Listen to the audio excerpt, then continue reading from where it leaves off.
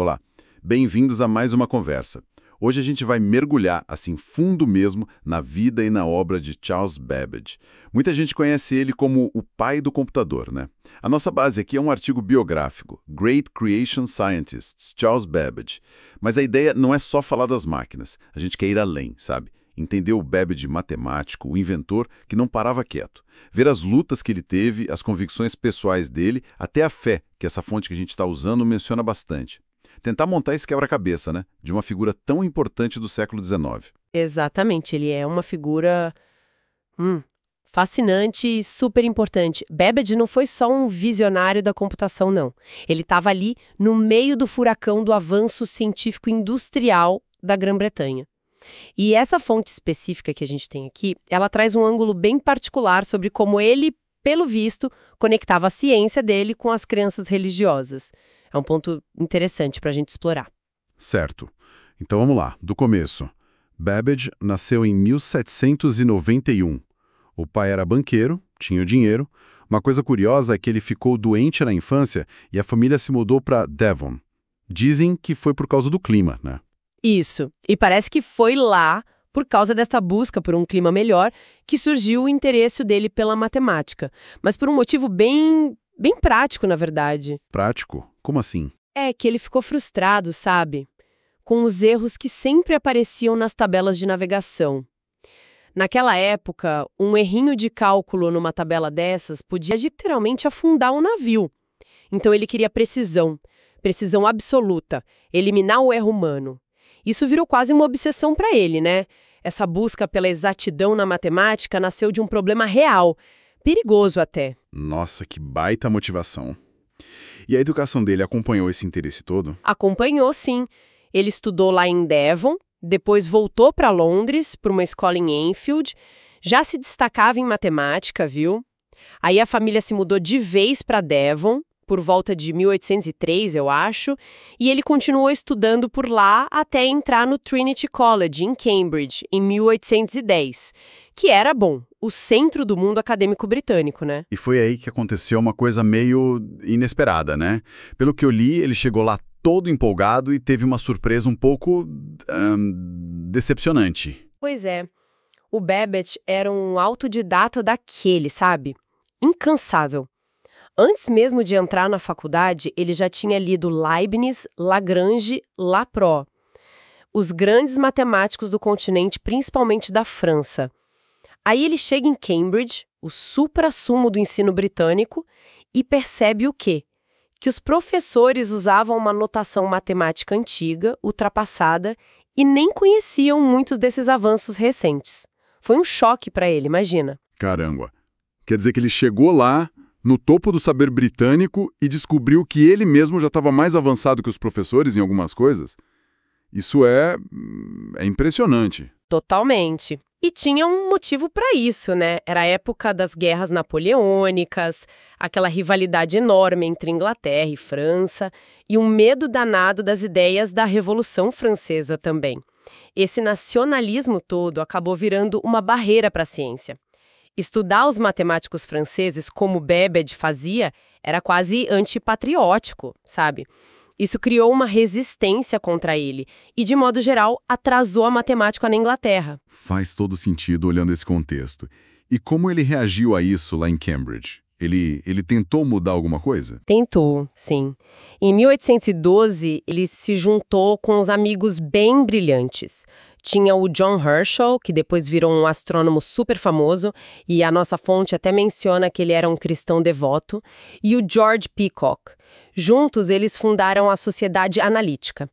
O objetivo era claro, modernizar, trazer os métodos e a anotação matemática mais avançada do continente para o ensino em Cambridge e, quem sabe, para o resto do país. Eles queriam dar uma sacudida na ciência britânica. Babbage se formou em 1814. Entendi. Uma iniciativa importante. E a vida pessoal dele nessa época, como estava? Olha, também em 1814, ele casou com a Georgina Whitmore. Tiveram vários filhos, acho que uns 8. Mas a mortalidade infantil era altíssima, né? Infelizmente, muitos não sobreviveram. E a própria Georgina morreu bem jovem, em 1827. Foi um golpe muito duro para ele. Tem até uma história que ele pensou em seguir carreira na igreja anglicana logo depois de casar. Sério? Sim. Mas parece que a fama dele de liberal por gostar da ciência francesa, que era vista como inimiga, acabou fechando essa porta para ele. Não conseguiu o posto. Puxa vida, essa imagem de antipatriótico o perseguiu mesmo, hein? E a carreira científica, como é que engrenou depois disso? Ele e a Georgina foram para Londres em 1815. E lá ele começou a ganhar destaque. Não só pela matemática pura, mas por defender muito a importância da experimentação, da aplicação prática, sabe? As palestras dele, os trabalhos, renderam um lugar na Royal Society em 1816, que era tipo a academia de ciências mais top da Grã-Bretanha. Um reconhecimento em tanto. E em 1817 ele terminou o mestrado. E foi nesse período que a grande ideia das máquinas começou a ganhar força total. Aquela busca pela precisão que você mencionou. Exatamente. Aquela frustração com os erros nas tabelas nunca saiu da cabeça dele. Ele começou a sonhar com uma máquina. Uma máquina que pudesse não só calcular, mas, e isso era crucial, imprimir as tabelas matemáticas e astronômicas automaticamente, sem ninguém precisar conferir ou copiar. Foi aí que nasceu o conceito da máquina diferencial. Máquina diferencial, nome interessante. E como foi o começo disso? Ele conseguiu construir algo? Conseguiu. No comecinho da década de 1820, ele montou um protótipo. Era menor, claro. Tinha umas 6 rodas dentadas, calculava números com até 20 casas decimais. Ele apresentou esse protótipo na Royal Society e a reação foi ótima. O pessoal ficou impressionado, deu maior apoio e isso foi chave para convencer o governo britânico a financiar a construção de uma versão bem maior, muito mais ambiciosa da máquina. E essa máquina menor, ela já funcionava mesmo? Produzia algo útil? Funcionava. Em 1827, o Babbage usou ela para gerar e publicar tábuas de logaritmos, que eram ferramentas essenciais para cálculos em navegação, engenharia, astronomia, monte de áreas. Foi uma prova de conceito bem forte, mostrou que a ideia tinha potencial prático de verdade, e tem um detalhe curioso sobre o tempo dele nesse período. De 1826 a 1835, mais ou menos, o Babbage foi nomeado professor lucasiano de matemática em Cambridge. É uma cátedra super prestigiosa, né? Foi do Isaac Newton. Uau! Pois é. Só que ele praticamente não deu aulas. Essa posição permitiu que ele se dedicasse quase que totalmente à pesquisa e ao desenvolvimento da máquina diferencial. Parece perfeito. Tempo, prestígio, apoio inicial do governo. Mas, então, por que a máquina maior nunca ficou pronta? O que deu errado? Foram vários problemas juntos, sabe? Uma combinação de fatores. Primeiro, o custo. A máquina era incrivelmente complexa para a época. Precisava de milhares de peças, todas feitas sob medida. O dinheiro do governo vinha, mas vinha picado, sabe? Menos do que precisava e demorava muito para chegar, aquela burocracia toda. O Babbage herdou uma boa grana do pai em 1827 e acabou botando muito dinheiro do próprio bolso no projeto. Entendo. Dinheiro e burocracia, um clássico problema. Mas foi só isso? Não, teve mais. E talvez o maior obstáculo de todos, a tecnologia da época. Mesmo com os melhores artesãos, as melhores técnicas do século XIX, era muito, muito difícil, talvez impossível mesmo, fazer as engrenagens, as alavancas, todas as pecinhas, com a precisão exata que o projeto dele exigia. Qualquer imperfeiçãozinha numa peça podia comprometer o funcionamento da máquina toda. Ele passou a década de 1830 tentando melhorar o design, mas sempre esbarrava nessa limitação física, na capacidade de fabricar as peças. Que frustrante. Dá pra imaginar a decepção dele, né? Ver o sonho ali quase palpável, mas inalcançável por causa do material, da tecnologia que não existia ainda. Foi uma decepção enorme, com certeza. Ele investiu anos, muito dinheiro, muita energia nisso e acabou vendo o projeto da máquina diferencial ser abandonado pelo governo lá por 1842, depois de muitos atrasos e gastos. Mas a cabeça dele não parou, né? Mesmo com essa dificuldade toda, parece que surgiu algo ainda mais audacioso. Impressionante, né? Sim. Enquanto ele ainda estava lá quebrando a cabeça com a máquina diferencial, mais ou menos na década de 1830, ele teve a ideia da máquina analítica. E olha, isso não era só uma calculadora melhor. Era um salto conceitual gigantesco. Seria uma máquina programável. De propósito geral. Programável? Como assim programava no século XIX? Exato. A máquina diferencial era feita para um tipo de cálculo específico, né? Polinômios. A analítica, não. Ela poderia ser instruída para fazer vários tipos de operações matemáticas em sequências diferentes. E como? Usando cartões perfurados, uma ideia que ele pegou emprestada dos teares de Jacquard, que já usavam isso para fazer padrões em tecidos. A máquina teria uma memória. Ele chamou de store, para guardar números.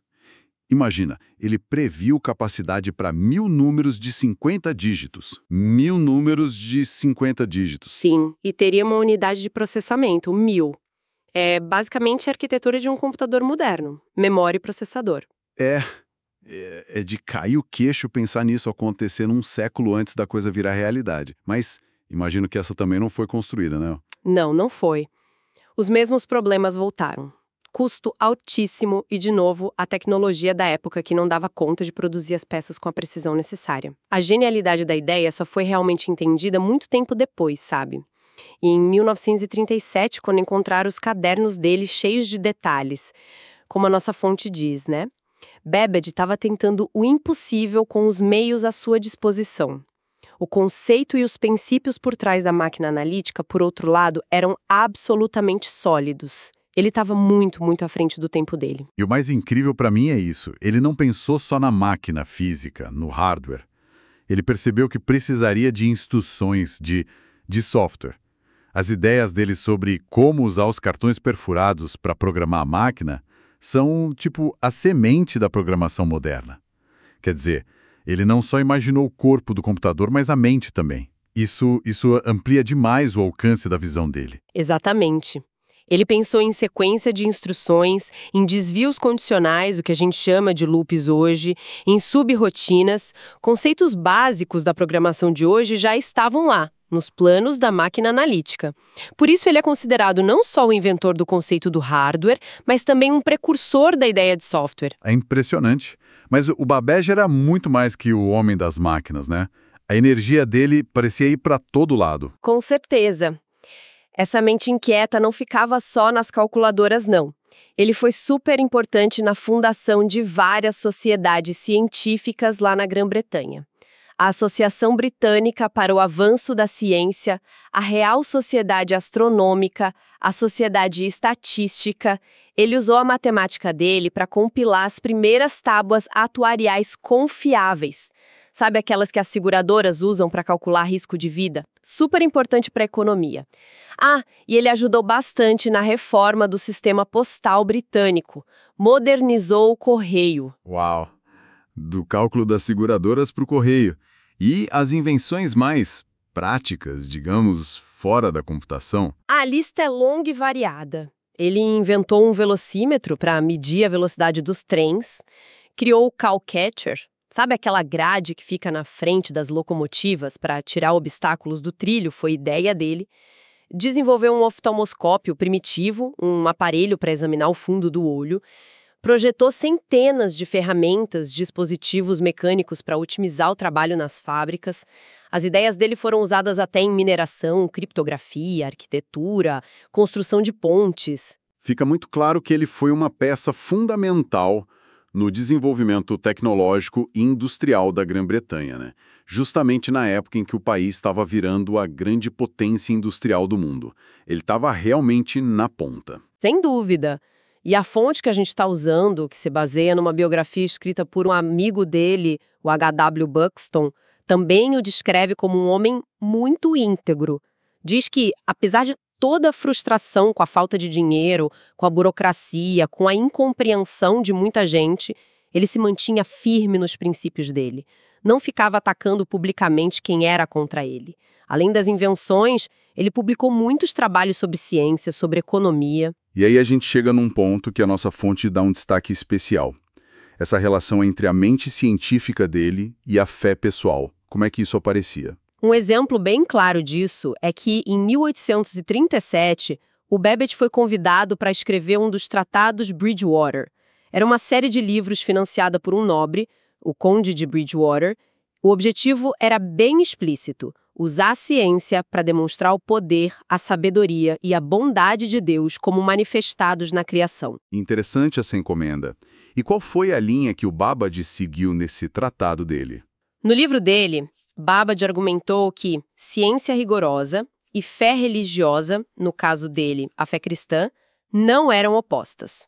Pelo contrário, podiam ser compatíveis, até se complementar. Ele usou exemplos da matemática, das leis da natureza, para defender a ideia de um criador inteligente por trás de tudo. A visão dele, segundo Buxton, e como está citado na nossa fonte, era mais ou menos assim. O estudo das obras da natureza, com precisão científica, era uma preparação necessária e indispensável para compreender e interpretar seu testemunho da sabedoria e bondade de seu divino autor. É importante a gente frisar, né? Estamos apresentando a perspectiva do Babbage como a fonte descreve. O jeito como ele, segundo esses relatos, via essa conexão, não é um endosso nosso, mas sim o relato do que a fonte traz sobre as convicções dele. Entendi. É a visão dele sobre essa possível harmonia entre ciência e fé, que a fonte quis ressaltar. E essa fé, ela teve algum papel no final da vida dele? Aparentemente, sim.